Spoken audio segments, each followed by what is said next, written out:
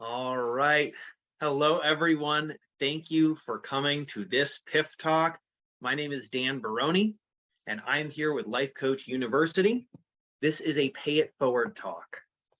That stands for PIF Talk, stands for Pay It Forward. We are here to offer our gifts out into the world. And all we ask for is that anybody who is here live or anybody that is watching this on the replay, find a way to pay it forward in your day. I'd love to hear how you're paying it forward, and you can email us at hello@lifecoachuniversity.com and tell us what you're doing to pay it forward. It can be small, big, it's up to you. Especially in the holiday season, it feels really good to do something that raises that collective level. So we're going to get right into it here. Again, I'm Dan Barone. I am a transformational life coach. And I'm here today to talk about shame and the inner critic, how that influences our relationships, how that influences, namely, the relationship with ourselves, how we present to the world, how we present to other people. But more importantly, it's that, how do I feel about me?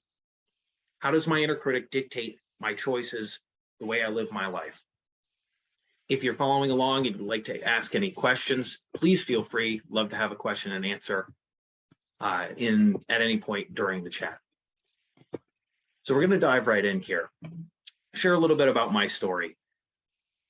So I grew up with a very negative self-perception. I always had a really monster inner critic as I grew up through my childhood into my teenage years, and especially through my 20s. A lot of that was the environment in which I was raised. I had a father who really meant well, but through his own traumas, it was a great proponent of conditional love.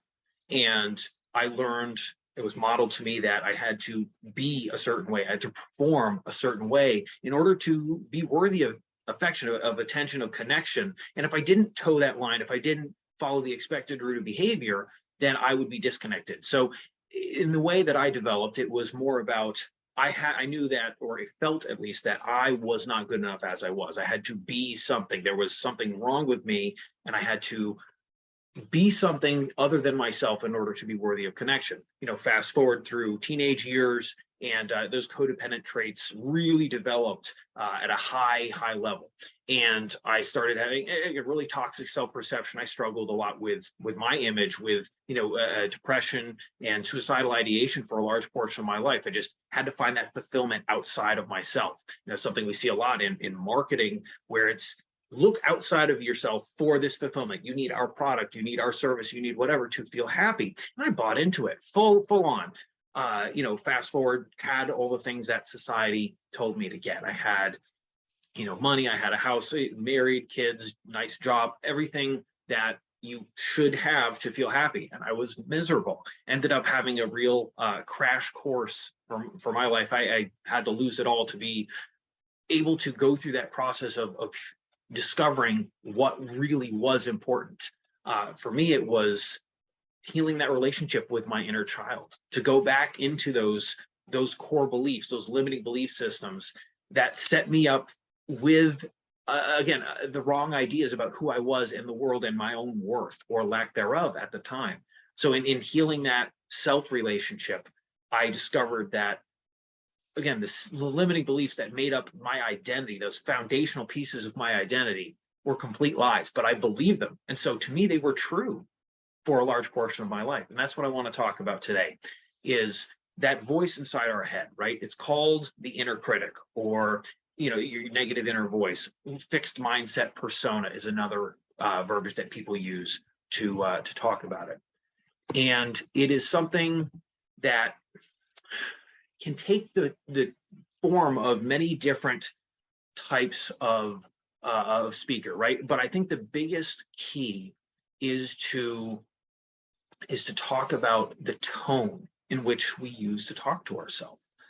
That tone of voice that is usually scornful. I know, at least I'll speak from personal experience here. It's scornful. It's something that's deriding. It puts us down. It's constantly, telling us what we're doing wrong, and that we're not enough, and that we have, it looks at the failures, or I don't like to call them failures, the mistakes that we've made, the things that we've done that haven't measured up to some imaginary line that we have to toe, right? This idea that we are not allowed to measure up short, when in reality, human beings, we're experiential learners, right? We only learn generally by doing or from seeing it done and improving upon what we have seen, what we have experienced in our own lives.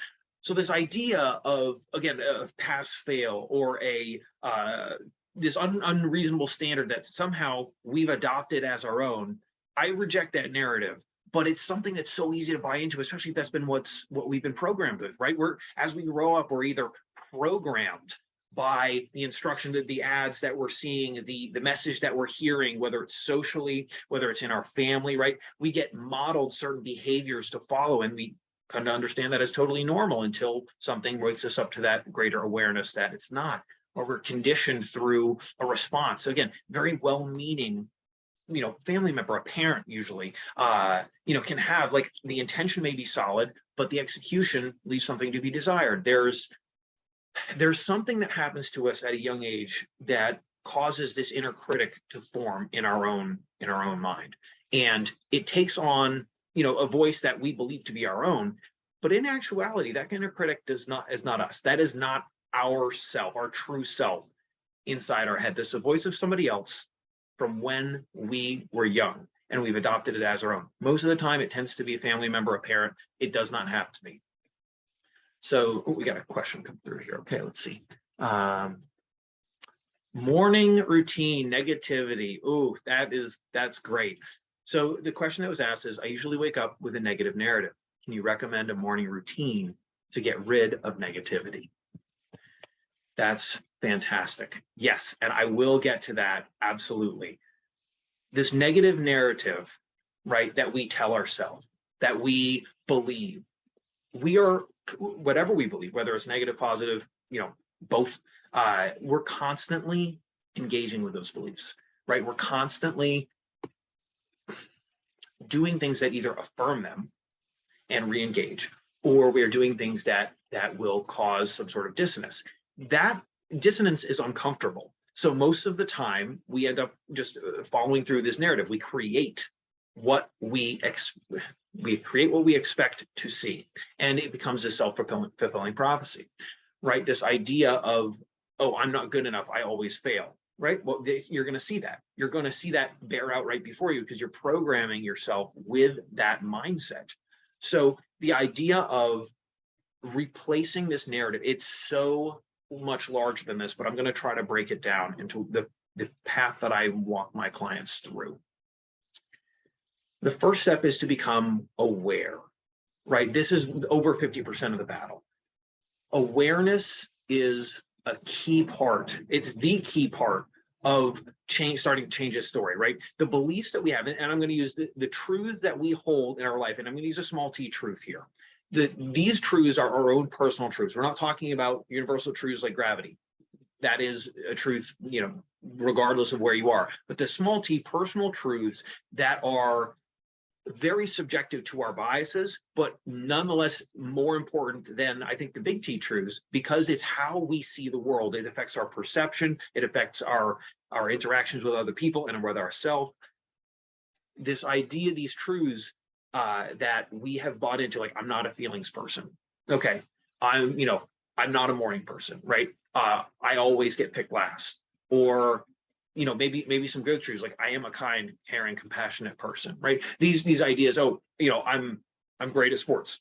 Maybe it's not objectively true, but in your own mind it is. If it causes you to live a more fulfilled life, that's something that can be a positive, right? But I want to focus on the negative ones. Again, that's where we see most of us kind of fall off that train where we're heading forward, we're going to accomplish, and then we get derailed by our own narrative. So these truths, right, are some messages that have been either programmed into us, conditioned, or modeled to us. We've adopted them. They've been encouraged, and we continually re-engage until that forms a core part of our identity, a core part of our belief system. And so this belief system, right, this belief system that really affects all our levels of engagement with the world and with ourselves, it's something that I don't want to use this as a moniker to describe the entire belief system, but a lot of them are limiting beliefs. Somehow we have limited ourselves to a certain way of thinking, a window through which we're looking. We're looking through a certain, I like to call it a lens, right? You know, this old adage that when you look through rose-colored glasses, all of the red flags are just flags, right? Let's look at it through a lens. Like you put on a pair of colored glasses, and so everything you see through that lens is tinted in that angle. So think of that like a limiting belief system, right? This becoming aware of it is the first part. So who are you? And what do you want? That is a question I often focus that first part of my meeting with clients on. Who are you and what do you want? And to explore that, we kind of have to go back to the beginning. We got to look at, where am I in this whole, in life, in myself, within my job, my family, my likes and dislikes. Sometimes it's hard to find what you like until you find what you don't like, right? I do know what I want because I've now found what I don't want. So an exercise I often do with my clients is the wheel of life, right? Assessing the different areas of your life. Where are you measuring up on that scale, right? How long are those spokes? I generally use a 10-spoke wheel that encompasses, areas that I feel are important, such as, family, health, self-image, social interactions. You have a romantic life, you have recreation, spirituality, contribution. There are a lot of different kinds of wheels. None of them are right or wrong. It is just the way in which you want to take a self-assessment. So where are you? Where are your pain points? Where are the areas where you're not where you want to be? And then what would you like to do about that?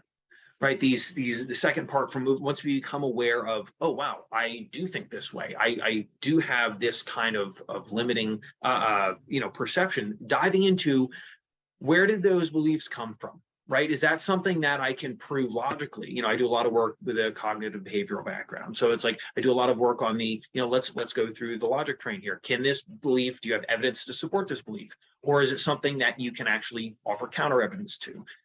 Can you go through the genesis of this belief, where it had come from? And again, finding ways that we can shift that narrative, shift that thought, and saying, does this belief serve me? Do I want to continue to engage with this belief? Does this help me create the life that I want to live? Or does it hinder me from achieving that? And sometimes that can be really painful to look at. This is something where, I've built a lot of my life around certain truths that I held, and being forced to confront those truths can be very uncomfortable, right? And one of those truths, and this is kind of going back to my topic, and I promise I will answer that question, just taking a long road to get there, is this idea that I wasn't good enough, right? This is where shame kicks in. Shame, the difference between shame and guilt, of course. Guilt is I have done something wrong. Shame is I am something wrong. Shame is insidious and pervasive, and this core held belief that you are not good enough on your own. There is some error or flaw or something in your being that makes you not worthy of connection. If somebody knew this about you, they wouldn't want to be connected to you in some way. If this belief of I can't. Oh, we got another comment. Yes, exactly. Comment, I grew up with a family that had a fixed mindset and limiting beliefs. They said, it's like, you can't do that. What if something goes wrong? And that's absolutely 100% a limiting belief. Yeah, I can't do this, right? That is a huge one. When somebody says, I can't, you've pretty much just written your story right there. I can't, versus I'm learning how to do this better, right? See the shift. I'm not there yet leaves possibility for growth. It's something that I think we have to retrain ourselves with constantly, because the more we engage with these beliefs, right, becoming aware of it, great first step, and understanding, okay, wow, this is made up a core part of who I am. Cool. We've had most of our lives to engage with these beliefs, right? We've had most of our lives to engage with these truths that we've held that hold us back. That doesn't change overnight, right? That's not something that we're going to be able to say, okay, cool, I flipped the light switch and now I'm living the life I want to live. It's all incremental. Growth is incremental. You just want to do a little bit better today than you did yesterday, and then worry about tomorrow. Don't worry about that future of, oh gosh, when will I ever get there? the future doesn't really exist in that sense. There will always be a tomorrow, and it's important, yeah, to plan. And I don't want to get too off track here, but this whole idea of the future, we exist in this present state, right? We exist right now. Life, I believe it was Alan Watts that said, life is just one great big now, this continual now moment, right? I can think about what's going to happen tomorrow, but in doing so, I take myself out of the present, out of the right now, and I'm focused on something that's not my being here talking to you on this PIF Talk. So I want to make sure that I'm being present and experiencing everything that I can, whether it's, you know, positive, negative, in between. That's all part of my human experience. So I think that where we get stuck in this shame idea, right? Again, because it happens so young, typically this, you know, I read this study, I cannot quote it, so I apologize if I get this fact incorrect, but I remember reading a study that said as children, 50% of our belief system is constructed by the time we reach 7 years old. And the rest of it, 90% of it is constructed by the time we reach 18. And so this idea that it's a fundamental part of our development, you know, and I'm not a child psychologist, that is not my background and training, so I would be happy to be corrected if that is not the case. But that stuck out to me as something that was really powerful, in that a lot of these things are coming from places we're not fully conscious of. They're coming from places that we had just, before we were aware of this, this was kind of programmed into us. So we have to try to undo a lot of this work that was, you know, really prior to our own agency, you know, formed us into who we are. So as we become aware, as we understand why, as we then examine our identity, which is that next step of who do I want to be?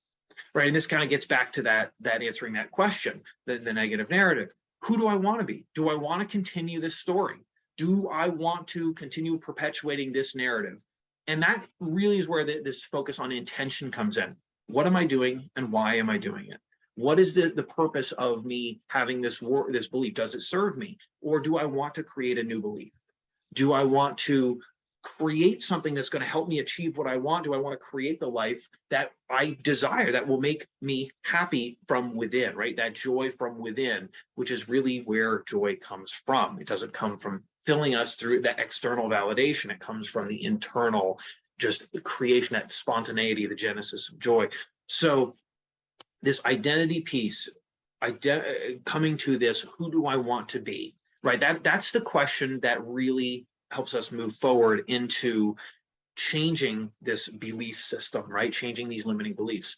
And the key, again, is shame. Do I want to be a person that's focused on shame and fear and these feelings that hold me back? No. Well, how do I do that, right? Of course, nobody's going to willingly say no. It's more cool. I don't know how to change. I don't know how to get to this next level. And that's where I think working with someone outside of yourself can be so beneficial, whether it is a life coach, a therapist, a good support system that is just someone you trust on that intimate level. We are often very limited by our own, you know, our own perspective. And so having someone that can mirror us back to ourselves is vital. That's where I did that work of healing my inner child. I had an incredible therapist and life coach who helped me through some of my darkest struggles when I really did not want to be alive, and helped me realize so many of these things that I'm translating to you today through my own path. So, well, I don't care if it's me or someone else, but seek out a trustworthy support partner that will help you to overcome these beliefs. This is something that is so vitally important. The other part of this is, again, in this awareness piece and starting to make changes, is to journal. I cannot impress upon everybody the importance of journaling. What it does, right? We talked about growth being incremental. We can't see ourselves or our kids growing in real time. We can't generally see a plant as it grows. We can see the effects like afterwards. Oh, wow, that's a lot bigger than it was. That person, my kid, my daughter, is almost 5 feet tall. Wow, when did that happen? Journaling is that window back in time. Journaling is that powerful window to the past where we can say, I wrote that a year ago or 5 years ago. wow, I can't even identify with that thought process. I can remember that maybe feeling that way. It helps us to see the growth within ourselves. And also sometimes awareness can come through a written word where it's just flowing out of us. And we're not going through that conscious cognitive cycle. It's just, word vomit onto a page.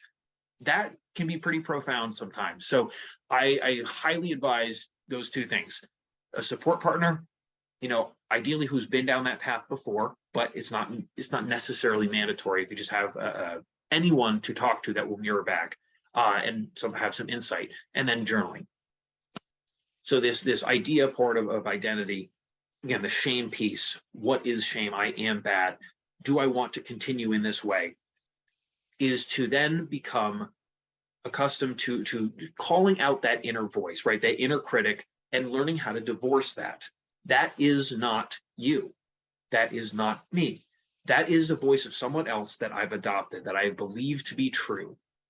And it is not something that comes easily, right? Because the tone in which we talk to ourselves is oftentimes our voice, just much more scornful.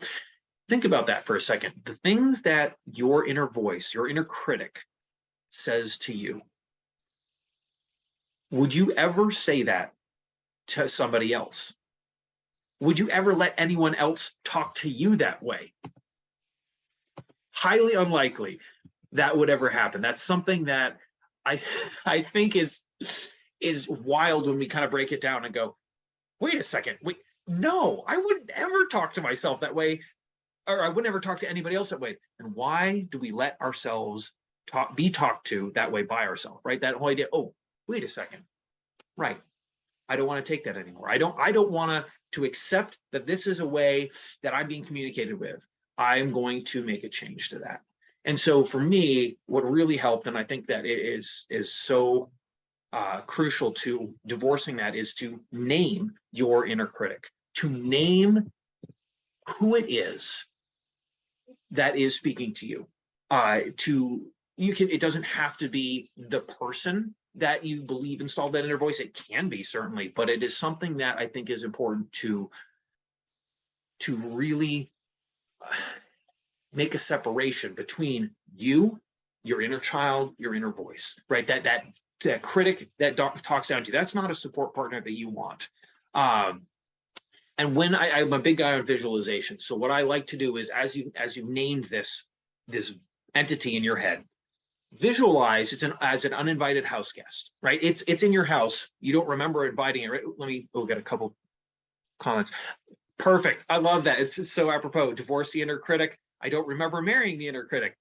I would never walk down the aisle with an inner critic. Thank you. That's a great comment. Yeah, it's an uninvited house guest. When did you get here? I don't remember inviting you into my house, right? So you visualize walking them out the door and locking it behind them. You're holding the key to your house in your hand. They're on the porch. The only way they're coming back in is if you open that door. And it's up to you. Do you want to open that door? Do you want to open up your mind to a belief system that doesn't serve you? And sometimes, again, just going through that awareness process of, this is what I'm doing unconsciously. I want to make that conscious. I want to make this an intentional, conscious choice. No, sometimes it'll slip back in, of course, but we're not talking about those one-offs. We're talking about incrementally. I want to be a little bit better today than I was yesterday. I'm going to worry about tomorrow. But today, I want to take steps to take one more step of progress towards being an empowered, conscious person, right? This idea of engaging with a new belief system is where we're going to move into. But this inner critic idea is so crucial to separate that from your own inner self, your own child. It is not you. So once you've put that critic back out on the porch and you've locked the door behind it, what do, right? I want to engage with new beliefs, Dan. What do I do? How do I do that? This is the biggest part of the whole thing, is once you've made that separation, you have to engage with new beliefs. You have to engage with positive beliefs that are going to create the person you want to be. Right? It goes back through the steps that we've gone through. You're aware. You've essentially made the change on the limiting belief to try to not let that let that control your choices, decisions, actions anymore. You want to create the person you want to be. How do you do that? The key here is what I call it as a mantra, right? Create something that is going to help you engage with that person that you want to become, right? The one I used for myself was, Dan, I love you, I accept you, I respect you, and I honor you. I love you. And I would say it to myself over to try and engage with that feeling of I am enough. I am worthy of love. I am just Dan, and that is good enough. And that was something that really was powerful for me. Over time, I was able to engage with this and hold myself in my own arms. And the way I would advise to engage with this mantra is to, as many touch points as possible, write it down, read it to yourself. Better yet, speak it to yourself. And even above that, speak it to yourself while you're looking in the mirror. It sounds hokey. It feels weird. It is, but it's so powerful. You're engaging on so many sensory levels to try and adopt this belief system that you've written, that you feel is a core value of who you want to become, and then continue engaging with it at every opportunity. If you just say, yeah, I've written it down, that's good enough. Probably that one change, or two changes is not going to stand the test of time when it comes to a crisis situation or high stress. You're going to default to what you know, and that is the X many years of the limiting beliefs. So this continuous engagement is a vital part of the process of getting that inner critic out of your head. To tune that voice out is to not listen to it, right? You want to put earplugs into that inner critic's voice, and you want to turn the speaker up on the mantra that you want to create. Essentially, I can create the life that I want, right? Yes, we can. We can create the life that we want. Cognitive, I'm going to synthesize this, but generally the principle of one of the principles of cognitive behavioral therapy is what we focus on creates how we feel, right? I have a focus on this event, right? This event is making me feel something, some emotion. From this emotion, I take an action, and then action leads to a result. The result that I focus on, right? So it's this perpetual cycle. Well, I want my focus to be on something positive, right? I want my focus to be on something that's going to serve me and help create what I want. We'll get another couple of comments. Let me just look. Okay, we got another great one. This support partner, right? This person said they put all their needs onto their partner and it causes a strain in the relationship. Absolutely. I think it's a fallacy that says one person can be all things to all people, right? One person can meet everyone's needs. No, that's why we have friends. That's why we have, various relationships and dynamics in those relationships. So the support partner, I feel it's really important to have an impartial. Again, I will make a plug for coaches here, right? So a support partner is, and I said earlier, it doesn't matter if it's a coach. The one advocate I will say for coaching specifically, right?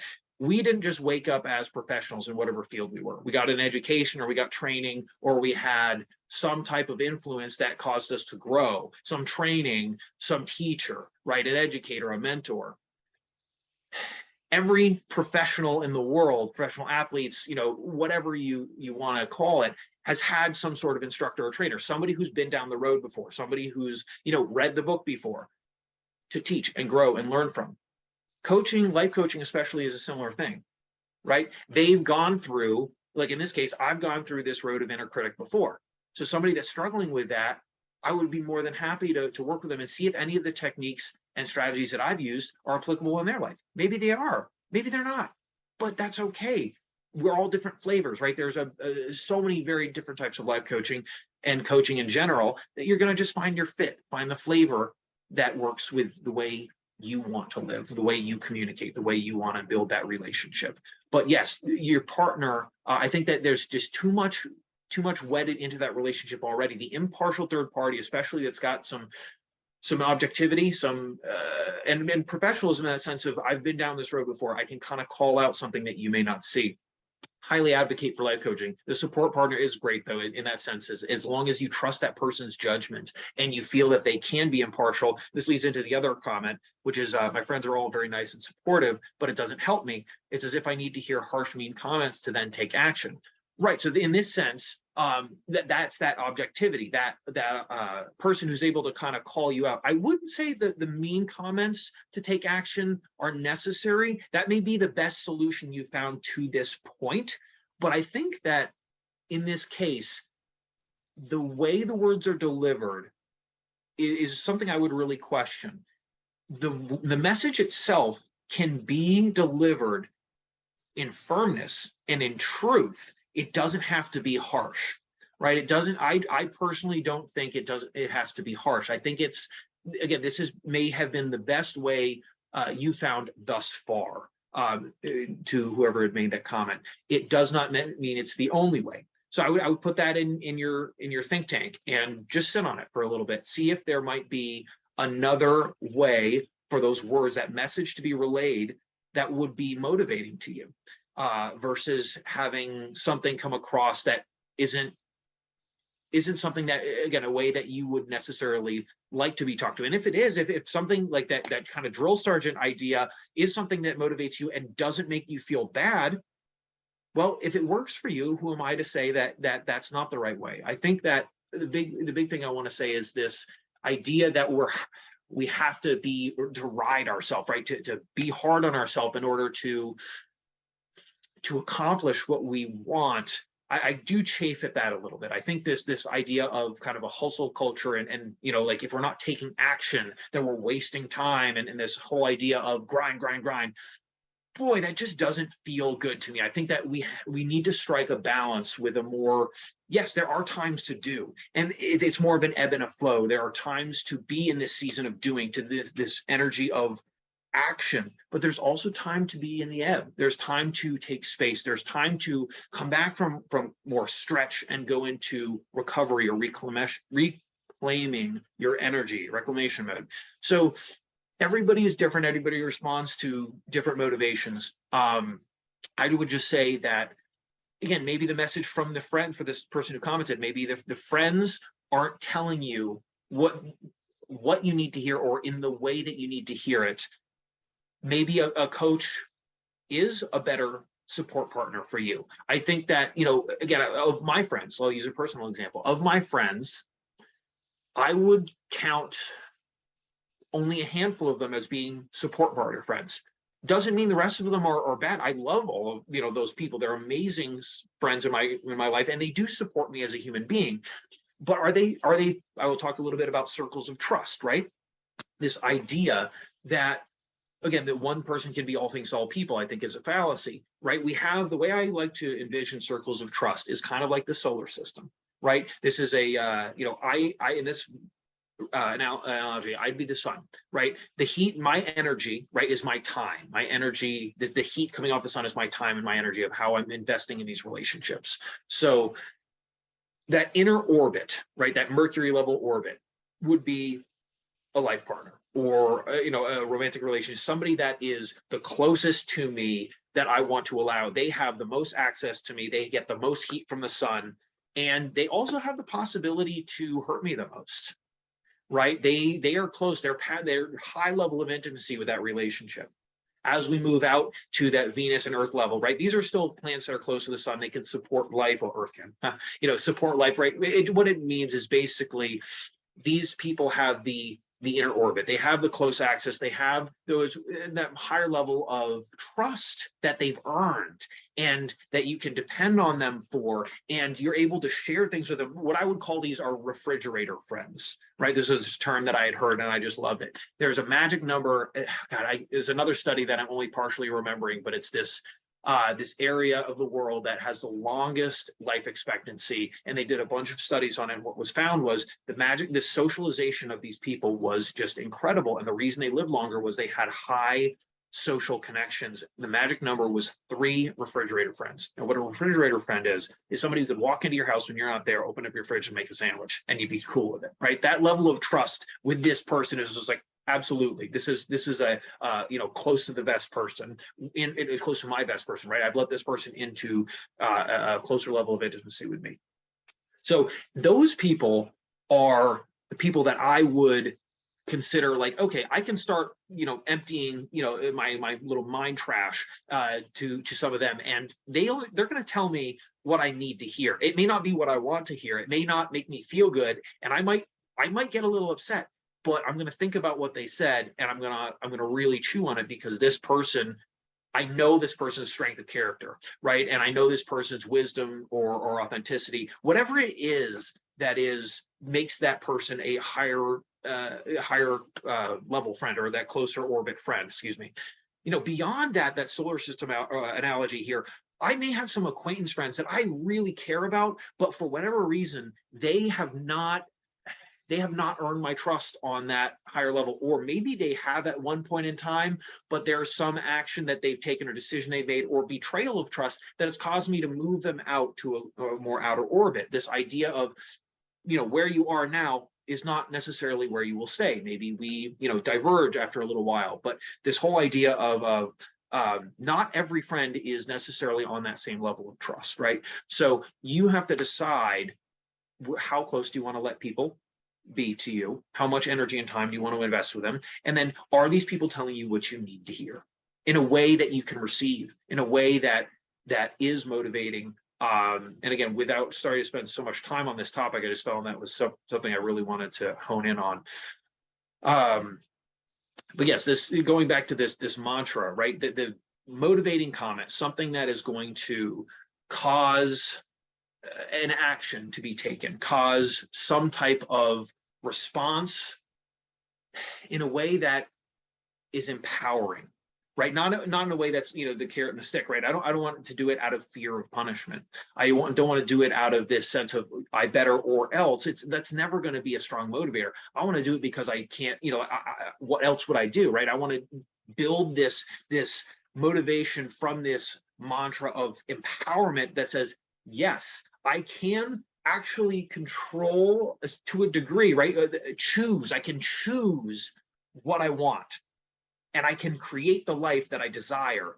And this is exciting, right? I call this kind of a light switch moment, or a light bulb moment, is this whole piece of when you have that awareness dawn on you, that realization of, oh, life doesn't happen to me, life happens for me. I can consciously choose. I can also unconsciously choose what I want to focus on, right? What I want to create. And I do have agency over that to a certain extent. I'm going to dive into this. I'm going to really lean in, and I'm going to program myself with things that serve me, with things that bring me what I want. And so that's something that I really get excited about. I dig it. So that's something that I think is just so exciting. That's what gets me up in the morning, right? That's what I want to do, is work with people who go like, yes, you can. And it is probably the single most empowering thing I've ever discovered in my life, is that, again, I can choose how I want to feel. Let's see, another comment. I think I'm growing out of my friends. Oh yeah, it is lonely. That's just a hard place to be. It is absolutely a hard place to be. My God. Yeah. So the comment is, I think I'm growing out of my friends. It's quite a lonely experience. I don't enjoy their company anymore, but I don't have any new friends yet. And then, is it possible to have refrigerator friends out of guilt and fear? I think there are people in my life that I don't want around anymore, but I'm told I should be with them. Wow, that's super heavy. Yeah. So first point, growing out of friends, absolutely. That is natural. And I think the fear that you're talking about in the second one, absolutely as well. This is that part where fear is such a strong presence in our life, right? It's so motivated. The amygdala is, primal part of our brain, right? It definitely looks at the worst case, the fear. People, I find most relationships, whether it's a romantic relationship or not, the vast majority of people come into our life for a time, right? Those paths, I kind of, again, visualize lines, right? We have lines on this, infinite expanse, my lifeline, swiggle back, forth, whatever it's going on. Someone else comes into my life for a while, and maybe those paths intersect. Maybe they run concurrently for a while. It's highly unlikely that will run concurrently forever. Most of the time, there will be a divergence. Whether it's you or this other person or both, there will be a divergence. And there's seasons to relationships, right? For friends, for romantic partners, whatever. There are seasons where this person was really important to me for this time, and I cherish it, and it's so important and made me who I am today. And also I can release it when it's time. I think we fall into this trap of saying, oh no, well, that just means I'm not putting in enough effort. That just means that I'm not trying hard enough, or they're not trying hard enough. Maybe it's just the natural season, right? We're in winter right now. We're just getting this big snowstorm in Vermont, and what if, we were running heaters outside to try to melt the snow because we still want it to be summer, right? That seems silly. Why do we do that for our friendships? If we know, if it goes in, it's sometimes hard to make it on that cognitive level, or sometimes it's just an inner knowing with that intuition of, this friendship doesn't serve me, right? I don't enjoy their company. That line really stands out. You already know that this person isn't on the level that they once were. But the fear, again, I don't have any new friends yet. The fear of being alone causes you to make a decision that's not in your best interest.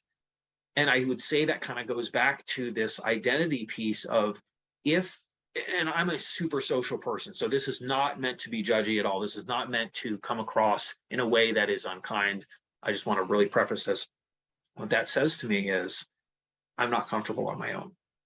And I'm not comfortable being by myself in a way that feels good.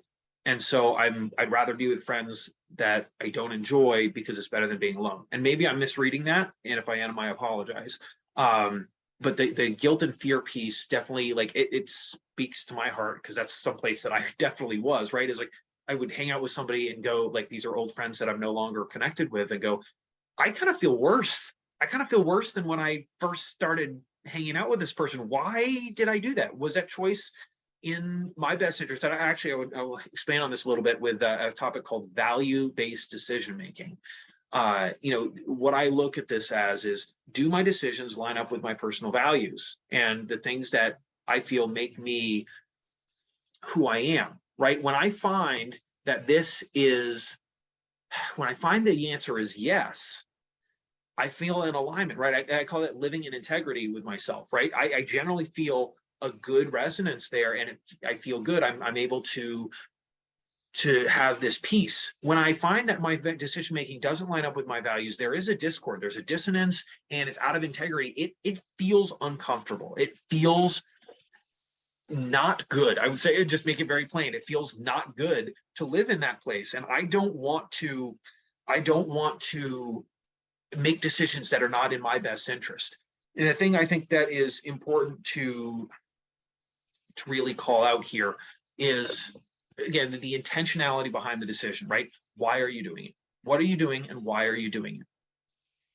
And really to sit with that. You can think about it if you want, but just sit with it and feel what the answer is that comes to you, right? I think you'll be able to answer that question. You, again, may not like the answer, but the guilt and fear, right? Again, those are the cousins of shame, right? The fear is that it's everything we do is so fear-based, right? It's always this worst case, again, what voice are we listening to, right? Are we listening to the voices of those who have our best interests at heart? Do they know us as well as we know ourselves? Maybe, maybe not. I just would really be cautious about, the tone, again, of voice that you speak with to yourself with. I'd be cautious about spending your time and energy on people that don't grow you, right? I never want to be the smartest person in a room. I never want to be the one who's got it the most together, whatever that means. I would never want to be somebody who is, looked to as, the one with the answers. Why? Because it means I'm not going to grow. I want to learn from people. I want to be around people who are smarter than me, who know more than I do, who've been through more experiences. And I'm gonna try to just sponge up some of their wisdom, right? Because I think there are the people you surround yourself with kind of determine your trajectory. So if you're at a place where you are wanting to take that leap, to get to that next level, right? You want to level up. What does that mean, right? What does it mean to level up? To get to a place where you have not yet been, to reach a new threshold, to become greater than you currently are. Who are you surrounding yourself with? What information are you taking in? What are you filling your tank with, right? Your emotional tank, your mental tank. Are they things that are going to grow you? It's awfully hard. It's awfully hard to build muscle if you're not eating protein, right? This whole idea of, again, very simplified, I know, but like it does matter what you're filling your tank with. So I think that is something I would just spend some time sitting with. And if you need to talk more in depth about it, I don't need to spend this entire talk on this, but I would be more than happy to meet with you, and you're welcome to reach out. Actually, anybody who's listening to this call, you're more than welcome to reach out to me. I will leave my information here, and I offer a free discovery session to anybody who wants to look at their wheel of life, see their pain points and possible ways forward. To get out of those positions of stretch or overwhelm or uncomfortability.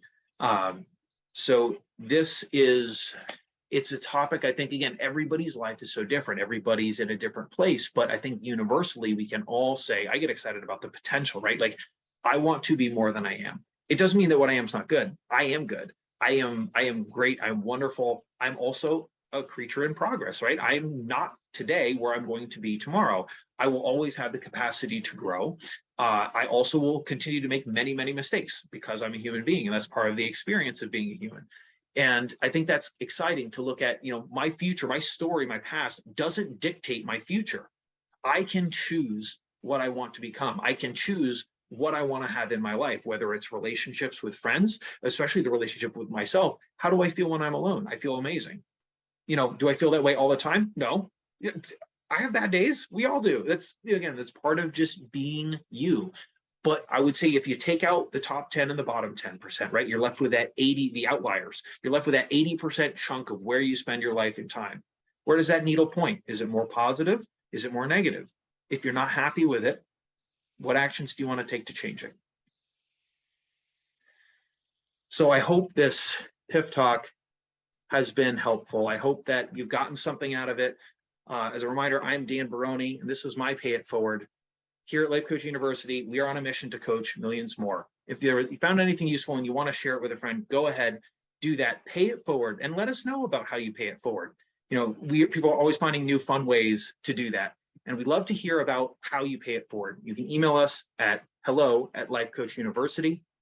If you want to connect with me, I would love to speak with anybody who's interested in connecting more. You can reach me at dan@myfeelgoodcoaching.com, or you can reach out to me on LinkedIn or find me at myfeelgoodcoaching.com. I am so grateful to have the chance to speak with you today, and I hope you all have an absolutely wonderful weekend.